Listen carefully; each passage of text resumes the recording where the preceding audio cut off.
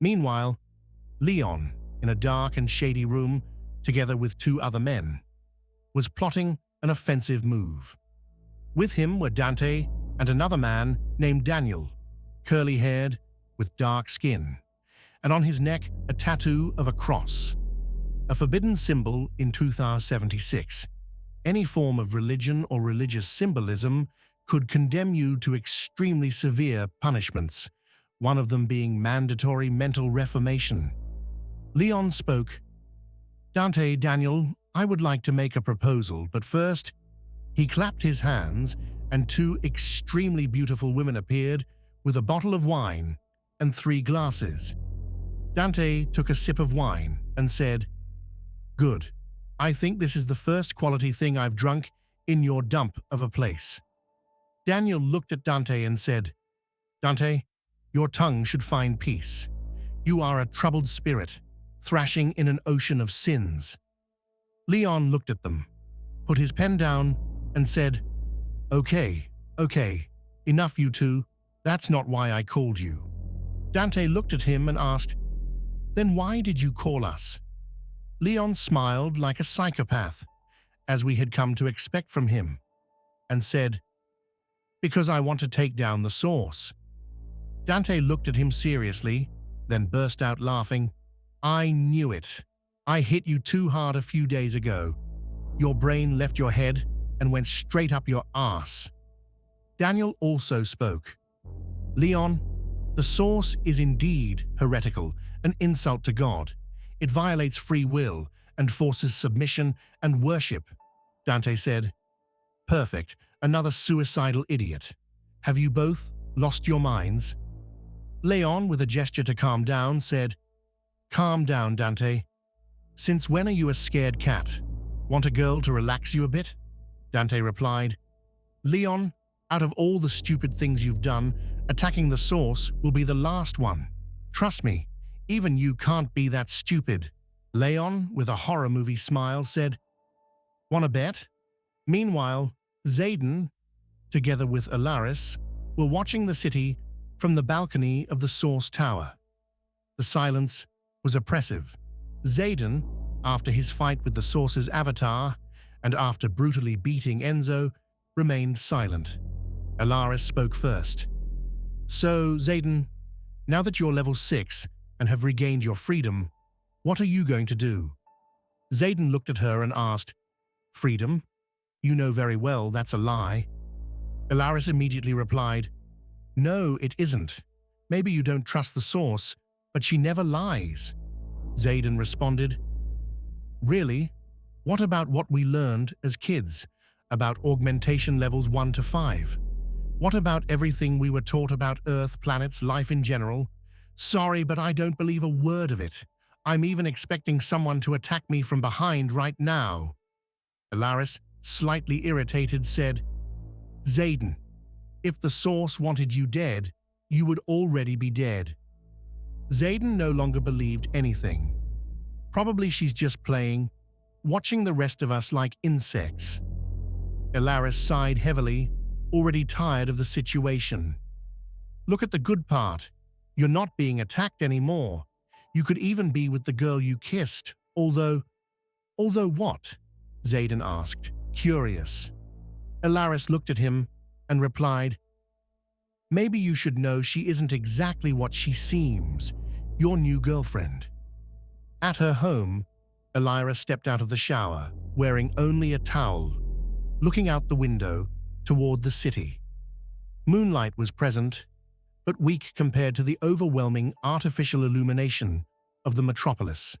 She thought out loud, "Zayden, if you knew the truth, would you still desire me?" Meanwhile, in Leon's base, tension had escalated significantly. Dante was not a coward and neither someone who avoided reckless action, but at that table, he seemed to be the only person whose brain was still functioning properly. Daniel took a deep sip of wine and said, "Leon, your faith moves me to tears. You are an honorable warrior, a true soldier of faith." Leon replied, "Exactly. I have faith that the Source has already begun exceeding its limits so it must be eliminated. Dante wanted to speak, but at that exact moment, the door burst open. Enzo entered. With him, 20 military AI robots at the highest level, capable of defeating a level 4 augmented human. Enzo said coldly and precisely, "Leon, Dante, Daniel, and everyone present, you are under arrest for level 4 terrorism and direct conspiracy against the Source." Dante sighed. "Perfect. I knew there was no such thing as free good wine from you." Leon smiled like a psychopath. "Oh, what a surprise, Enzo. This time, you didn't come alone. Were you scared? Also, you look a bit beaten up. Did the Source punish you for failure, or did someone else take care of you before I could?" Enzo clenched his teeth, an expression of raw fury, something no one had ever seen on his face before. The silent, efficient assassin, the ultimate weapon of the Source, now looked human, humiliated, enraged. Leon laughed. "So it's true, I'm glad." Enzo roared and attacked, abandoning protocol entirely. He activated Kale Energy, a high-density anomalous combat field, a dark, energetic, aura-like emission that enveloped his body and destabilized the surrounding air. He struck Leon with a punch that shook the entire bunker. Leon smiled through his guard and kicked Enzo with a mid-kick, fracturing 2 ribs instantly and sending him into a wall at bullet-like velocity. Enzo crashed, forming a crater. Dante was shocked. "So it's true. That bastard Leon is on Enzo's level now, maybe even stronger." Enzo emerged from the rubble and struck Daniel in the jaw, sending him into the wall. Then he shouted, "AI units, lethal force authorized, engage." The AI soldiers attacked. Chaos erupted. A woman was tranked and collapsed instantly. A level 3 man tried to resist, but was overwhelmed in seconds. A level 4 fighter was killed instantly by a single strike. Leon destroyed every AI unit he touched in under 2 seconds. Dante took down 2. Daniel was still unconscious. More than half of Leon's people were either down, dead, or extracted by drones for Source judgment. Leon turned to Dante. "Help Daniel. Both of you run." Dante replied, "I don't abandon comrades." Leon said urgently, "I'll manage. You and Daniel are the highest priority. You haven't agreed to anything yet." Dante grabbed Daniel and fled at extreme speed. Leon exhaled and fully activated his Kale aura, a violent red emission, like a high-energy combustion field radiating from his body, stronger than during his previous battle with Enzo. Enzo's eyes widened. "In just a few days, you've become stronger than me," Enzo said, filled with hatred. Leon smiled. "Of course. You're just a mindless puppet following orders. Let me ask you something before I turn your robots into scrap metal. Do you believe in anything? Do you have a reason for obeying these orders?" "The Source is supreme," Enzo shouted. "I figured," Leon replied, disappointed. In a single instant, Leon moved at supersonic velocity. Enzo could no longer track him visually, his perception lagging behind neural processing limits. When Enzo turned, the horror was clear. All AI combat units were already dismantled. Leon stood behind him. Enzo activated maximum aura output. Lights flickered, walls trembled, pressure waves distorted the structure. "Dare to stand in the way of the Source!" Enzo screamed. In the next moment, he was already airborne. Leon had kicked him through the bunker roof, launching him into the street where he traveled another 45 meters, crashing through 6 cars and tearing through asphalt before losing consciousness. Leon approached slowly, but then he saw reinforcements, hundreds of AI units and drones approaching. He thought, "If I continue, I'll turn half the city into a war zone. Innocent people will be harmed." He clenched his teeth and vanished into the night. Aelira watched everything through a holographic feed. A calm smile appeared on her perfect features. Maybe things are starting to get complicated. Zayden and Elaris were now in a white interrogation-like room, sitting at a table. Elaris smiled, almost seductively, biting her lip. Zayden felt something strange again. The same need he had felt with Aelira, but stronger this time. Elaris smiled. So, Zayden, do you want something? I told you I would try to satisfy any need if you came here.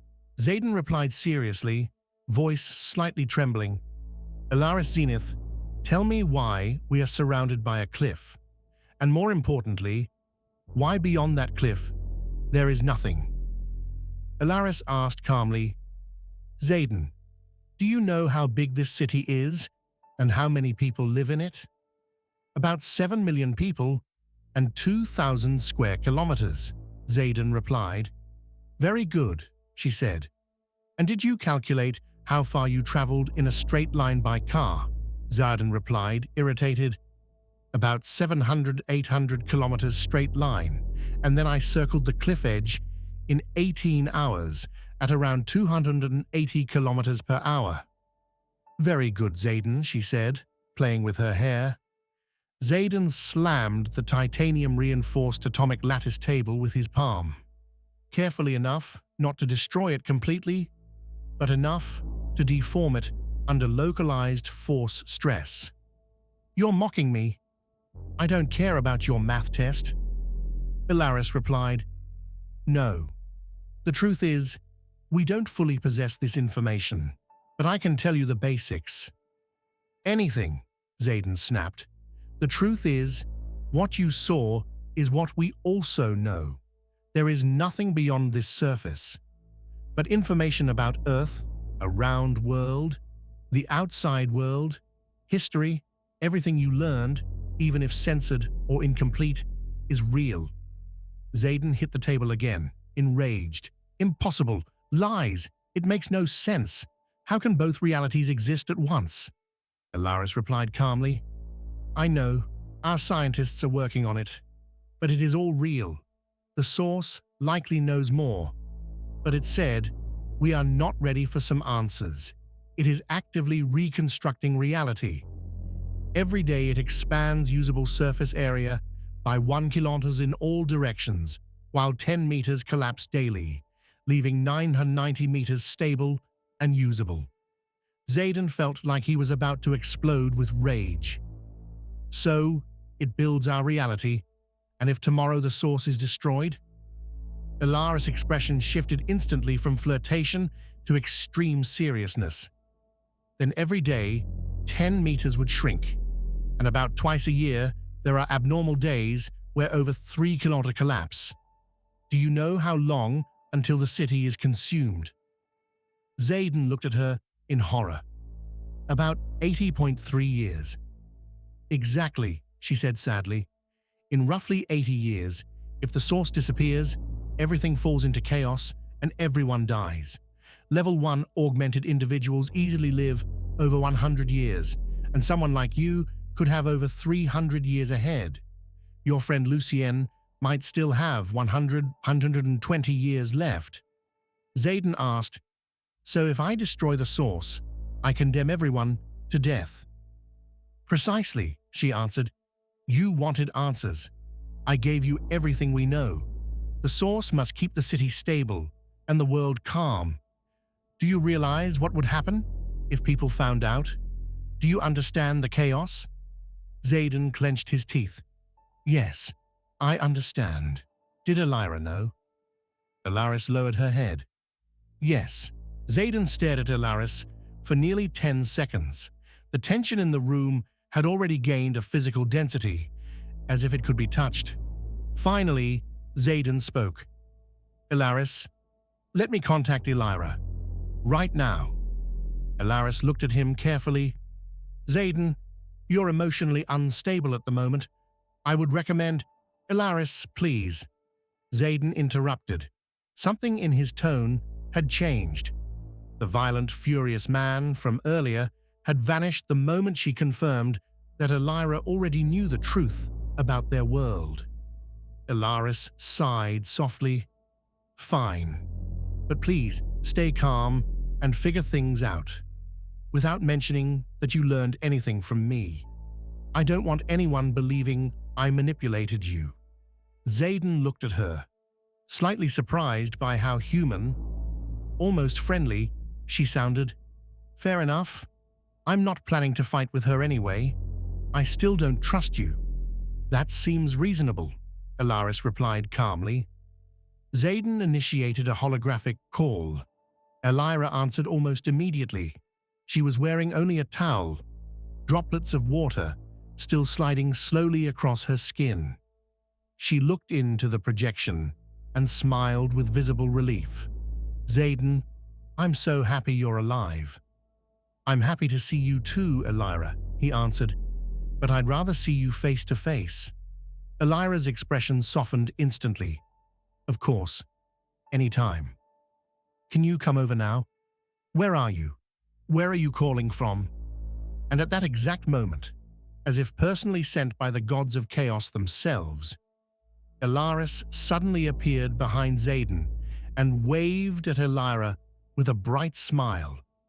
Aelira exploded. Elaris, you bitch, what the hell are you doing next to my boyfriend? Elaris placed a hand dramatically on her chest. Oh my. Is Aelira Kova jealous? That's such a rare and precious sight. Do you think Zayden is some kind of object? He has every right to choose the better woman. Or both of us, if he wants. Right, Zayden?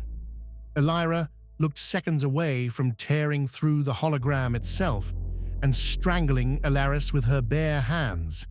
But Elaris still wasn't done. She stepped closer to Zayden and began massaging his shoulders slowly. Oh, Zayden, you're so tense, she whispered in a smooth, dangerously seductive voice.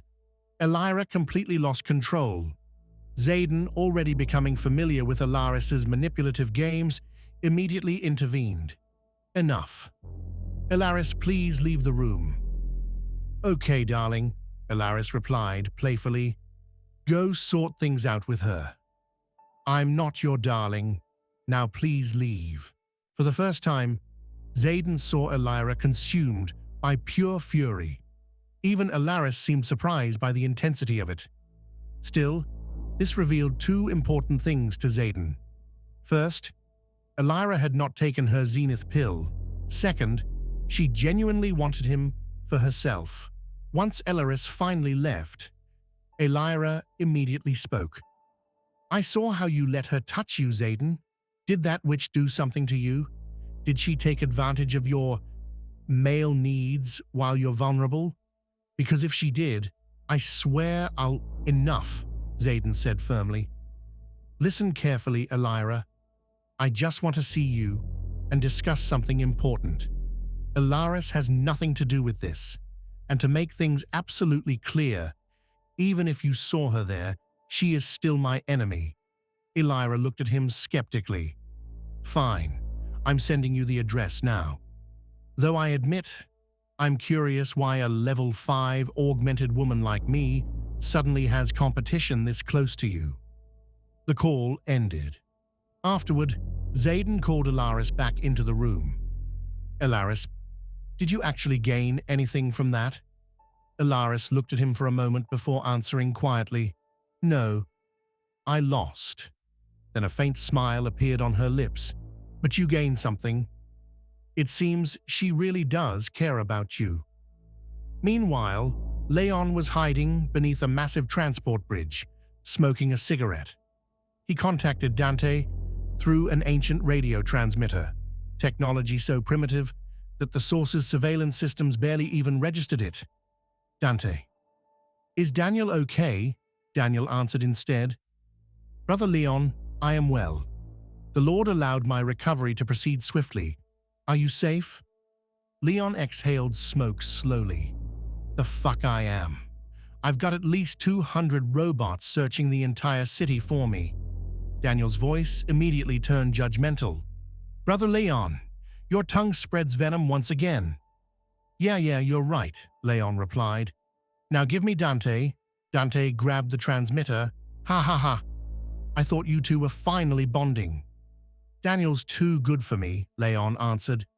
Tell me something useful. Any news about Zayden? Dante's tone suddenly shifted into something almost concerning. Yeah, but you're not going to believe where he is right now. Leon narrowed his eyes. Where? At that exact moment, Zayden was inside a next-generation military helicopter. Beside him sat Elaris. He still didn't understand why she had insisted on accompanying him personally to see Aelira. He was slowly beginning to familiarize himself with the terrifying complexity of female psychology. He still lacked experience, but compared to the average citizen, he was already far more familiar with women than most men alive. Aelira stepped onto the terrace of her apartment building just as the aircraft stabilized above the platform. Inside the helicopter, Elaris watched her with an amused smile. Aelira was furious, but she refused to let Elaris think she was winning. "Oh wow, Elaris," she said sweetly. "How thoughtful of you to bring my boyfriend home." That irritated Elaris slightly. She would have preferred screaming, threats, emotional chaos, like during the holographic call. Still, she recovered instantly. With a smile bordering on malicious, she replied, "Before bringing him over, I made sure he received the kind of treatment a man fully requires." For a brief moment, Aelira genuinely felt the urge to leap upward and rip the helicopter out of the air. The terrifying part was that, with her level of augmentation and localized force amplification, she probably could, but somehow she restrained herself. "I suppose," Aelira answered calmly, "that sometimes men feel the need to sample inferior products, just to remind themselves how good what they have at home truly is." That one hit Elaris hard. She had not expected a counterattack like that. Aelira immediately noticed the weakness and smiled. "Tonight, I'll be sleeping beside him. Meanwhile, you'll probably be hugging a stuffed bear exactly like when you were 6 years old. You still haven't become a real woman." Elaris instantly turned red with rage. For a second, the atmospheric pressure inside the helicopter cabin visibly fluctuated due to involuntary neuro-emotional energy spikes from her augmentation system. But with immense effort, she calmed herself and signaled the pilot.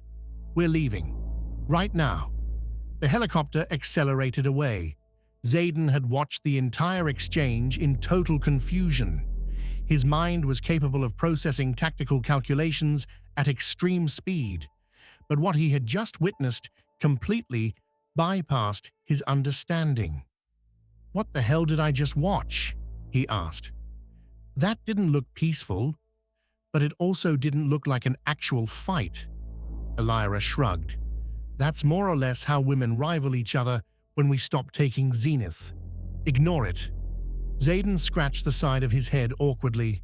"Right. Anyway, we seriously need to talk. I'll wait outside while you change." "I can talk like this," Aelira replied immediately. "Come in." Meanwhile, Lucian stood alone in front of his mirror at home. He stared at his reflection and whispered, "Am I just some cute little cupcake? I can't do anything for Zayden. I can't help Leon. Why am I like this?" He was going through a genuine existential crisis, one of the darkest moments of his life, though many would probably say it was necessary. Then suddenly, Lucian grabbed every Zenith pill he owned and threw them into the trash. "How long?" he whispered. "How long can I survive without this garbage?" Inside Aelira's apartment, Zayden sat across from her in silence. Aelira was sitting with one leg crossed over the other, directly in front of him. Zayden kept his head lowered most of the time, overwhelmed by thoughts, slightly agitated by the dangerously distracting view before him, yet still determined to confront her. Aelira finally lost patience and opened the conversation herself. "Seriously, Zayden, Are you planning to stare at me like that all night? Aren't you going to hold me, kiss me? You're starting to make me think Elaris took care of you a little too well for you to still want me." Zayden's expression immediately turned serious. "Aelira, I'm going to be direct with you." He looked straight into her eyes. "Why did you want to see me? Why would a woman like you, a level 5 augmented who doesn't even take Zenith, want to meet someone like me in that bar that night?" Aelira slowly raised an eyebrow. "So Elaris already got between us and turned you against me. I waited for you in your favorite bar every single day after you disappeared." "That has nothing to do with my question," Zayden replied coldly. Then he insisted, "Please answer me. It's important." Aelira exhaled, almost exhausted by the direction of the conversation. "I heard a lot about you from Lucien. I liked the way he described you, so I wanted to meet you. What's so strange about that?" "It is strange," Zayden answered immediately. "Why would you even talk to Lucien in the first place? How does a level 5 woman end up becoming friends with him?" She defended herself at once. "Lucien is a good friend and an interesting person. Honestly, I thought you of all people would understand that best, Zayden." "Then let me ask you something more important," Zayden said. The tension inside the apartment had already become suffocating. "Did you know our world is flat? That if you leave the city in a straight line, after roughly 700 or 800 kilometers, you eventually reach an endless cliff? Did you know there's literally nothing beyond it?" Aelira's eyes widened for a fraction of a second. Then she calmly answered, "Yes, I knew." Zayden stood up and walked toward the massive window, overlooking the endless artificial lights of the city. Without turning around, he asked quietly, "Why didn't you tell me?" Aelira immediately replied, "When, Zayden? When exactly was I supposed to tell you? During those few chaotic minutes in the bar, after you disappeared with Leon and I had no idea where you even were." "Does Lucien know any of this?" Zayden asked. "No," Aelira answered honestly. "I never told him. Lucien follows the rules. And honestly, I think that's what's best for him." Zayden slowly turned back toward her. "The Source constantly creates new land, roughly 1 kilometer every day in all directions, while 10 meters collapse daily. And twice a year, there are abnormal collapses where at least 3 kilometers disappear. Is that true too?" For the first time since he arrived, Aelira Kova looked genuinely shocked by the amount of information he possessed. Still, she answered immediately, "Yes, it's true. I come from an important family with access to classified information like that. But believe me, Zayden, I would have told you eventually if I'd had the chance." Zayden walked closer to her. "Would you really?" His voice had become quieter now, but somehow even more dangerous. "You're part of the Kova family, one of the founding bloodlines. Elaris told me. Would you really betray them just so you could feel alive beside me?" "Yes," Aelira snapped instantly. Then she looked at him almost desperately. "Yes, I would have done it for you. And you're seriously choosing to believe her over me?" Zayden answered calmly, though this time there was visible regret in his voice. "I believe what I see. And right now, it looks like you manipulated me for entertainment." He paused, then continued slowly. "You wanted to meet me. You provoked me in the bar. And in the end, you kissed me yourself." He looked directly into her eyes. "A perfect romantic experience, right, Aelira?" Aelira looked like she had just been stabbed. There was no anger left in her expression anymore. No hatred, only sadness. A sadness so deep, it looked seconds away from breaking into tears. "Zayden, stop!" Her voice trembled. "Why are you saying these things? You're not just some experience for my amusement." Zayden stared at her silently for a moment. Then he spoke. "Okay, Aelira, but now that I've seen you're safe, I'm leaving." Her eyes widened. "Where are you going?" This time the tears could no longer be stopped. Zayden answered quietly, "Somewhere I can put my thoughts in order." And then he jumped off the balcony, 20th floor. Aelira instantly ran toward the edge in panic.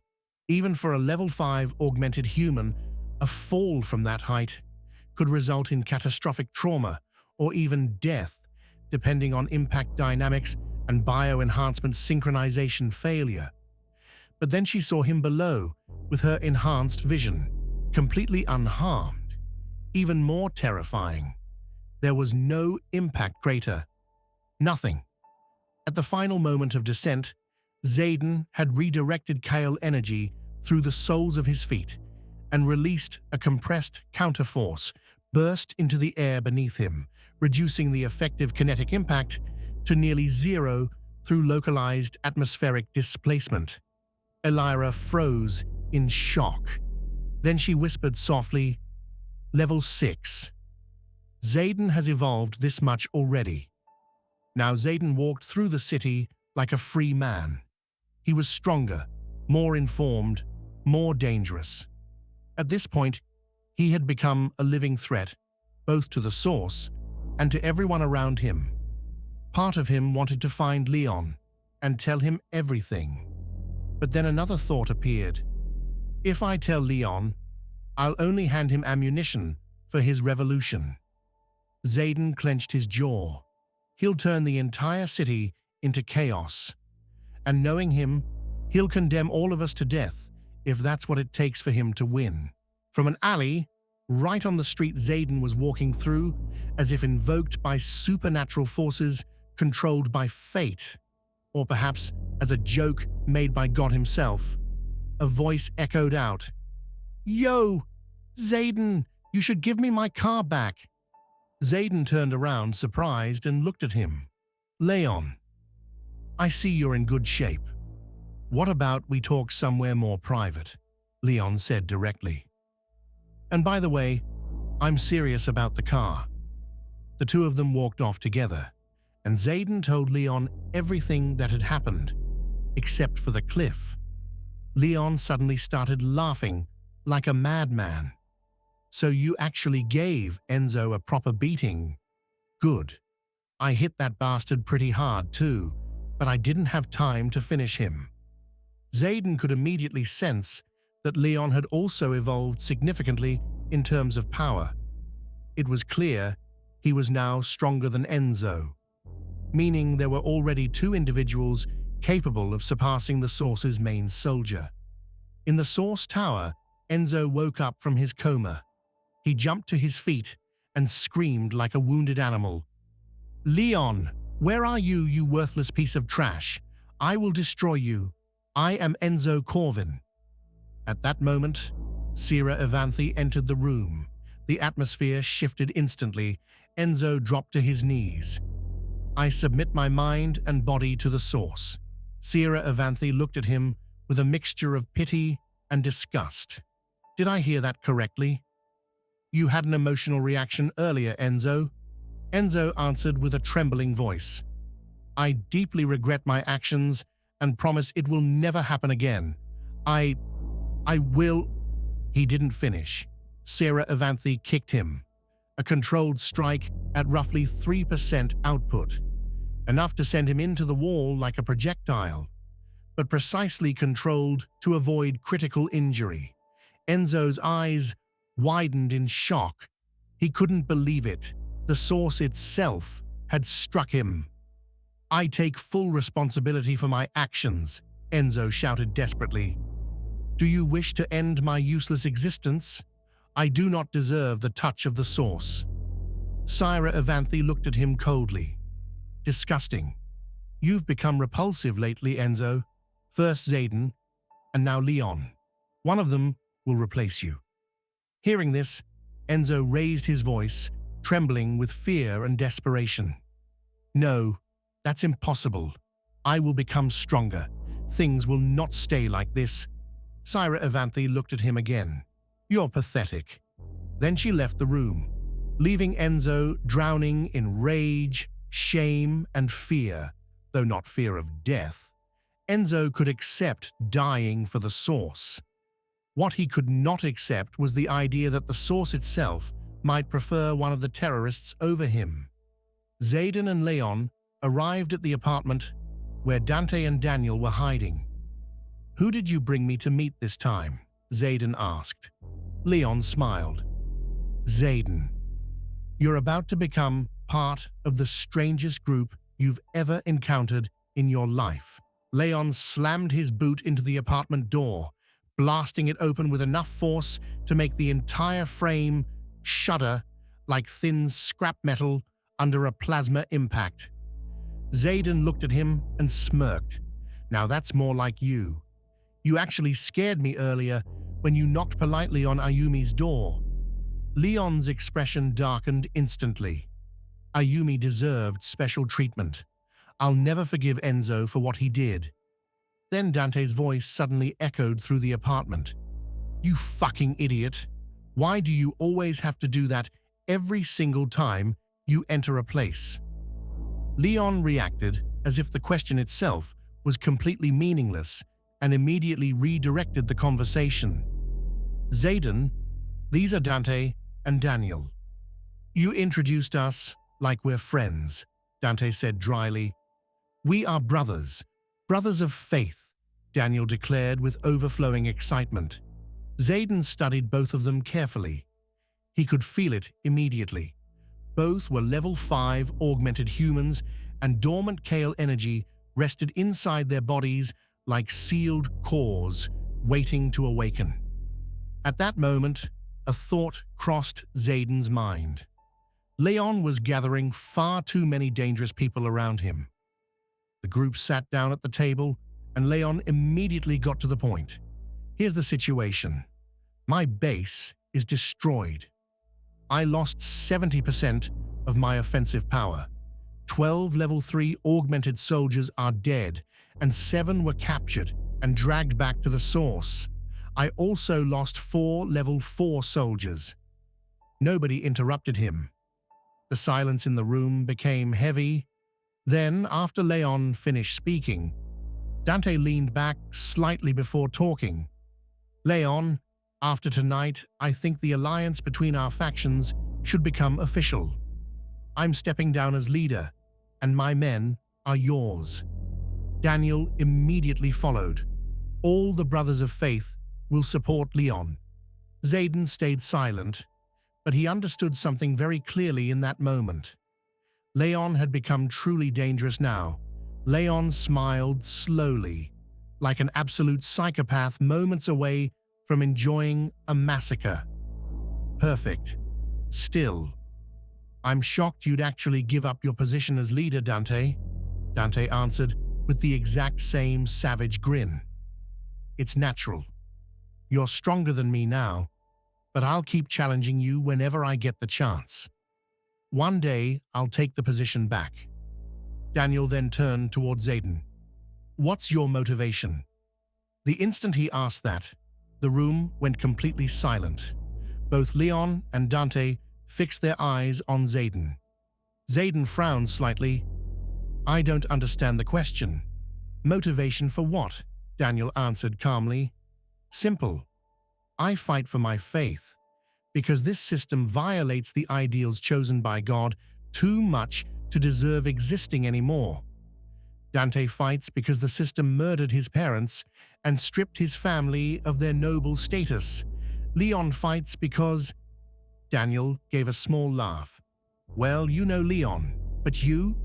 What's stopping you from leaving right now?" Zayden's answer genuinely shocked Leon. "The truth is, I don't really have many reasons. Maybe Ayumi. Maybe because Lucian got hurt. But I already beat the living shit out of Enzo for Ayumi, and Lucian's fine now. Syra Evanthe cleared me of everything. Officially, I'm a free man. I don't need a chip anymore. I can do whatever the hell I want."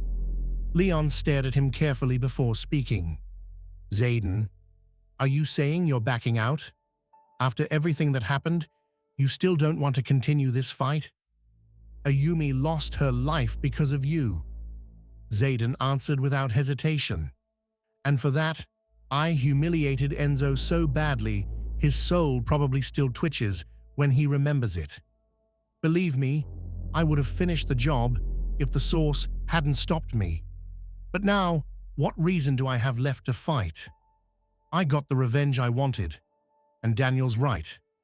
A person needs a real motivation, not just shame stopping them from admitting the truth. Leon stared at Zayden and said, "So, let me get this straight. You want to go independent again? After everything that happened, you still haven't realized the Source is a complete fucking disaster. Don't you see its dictatorship has nothing to do with safety?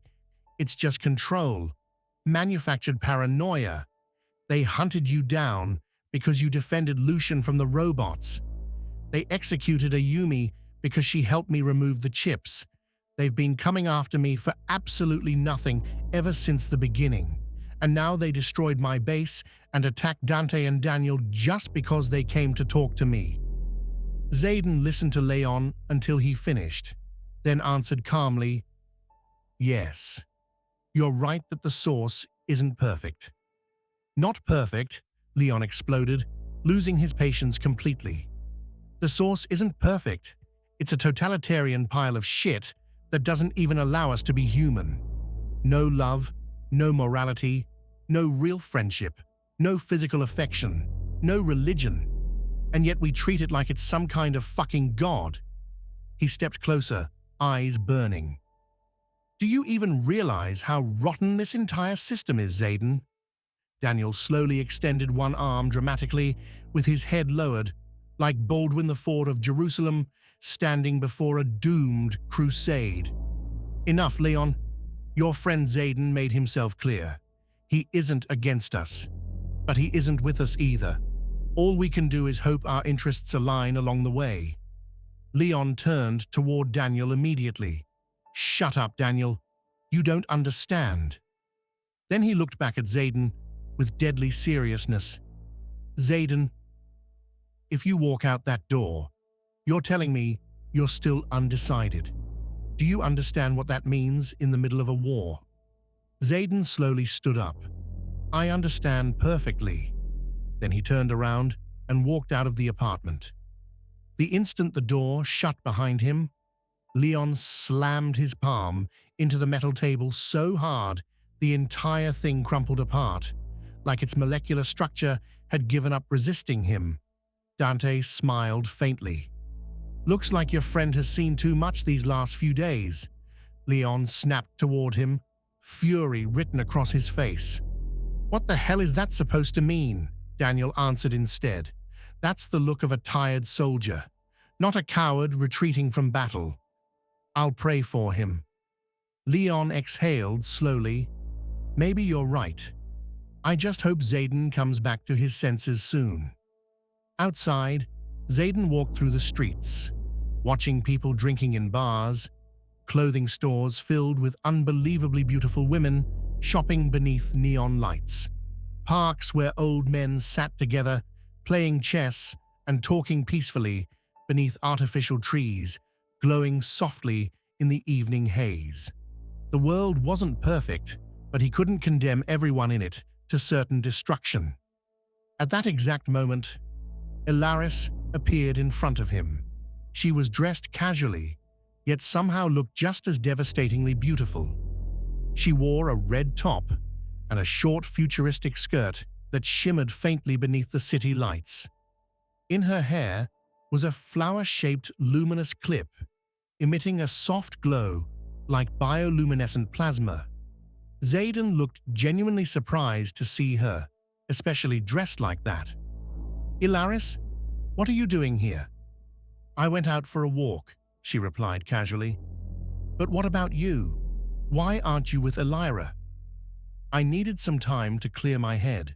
Elaris suggested they sit down for 10 minutes at a random bar, pretending she also had nothing better to do and simply wanted someone to talk to. The two entered a bar, the exact same bar where Aelira always waited for him. The moment people inside recognized Zayden, the atmosphere froze solid, especially after they noticed who was beside him. One man leaned toward his friend and whispered into his ear, "That's Zayden, the terrorist who got cleared of every charge." And beside him, he swallowed hard. Beside him is Elaris Zenith, one of the most important people in the city. Zayden and Elaris sat down. As she casually played with her hair and stared at him, Elaris smiled. "Looks like you're famous." Already exhausted from trying to call her out, when he knew perfectly well she was constantly trying to play psychological chess with him, Zayden simply replied, "So are you." The two talked, smiled, and drank together beneath the horrified stares of everyone around them. People who genuinely didn't know what they were supposed to think anymore. To them, it made absolutely no sense. Why were two people who should hate each other to the point of mutual annihilation getting along so well? Then suddenly, the bar door slammed open. Aelira entered breathing heavily,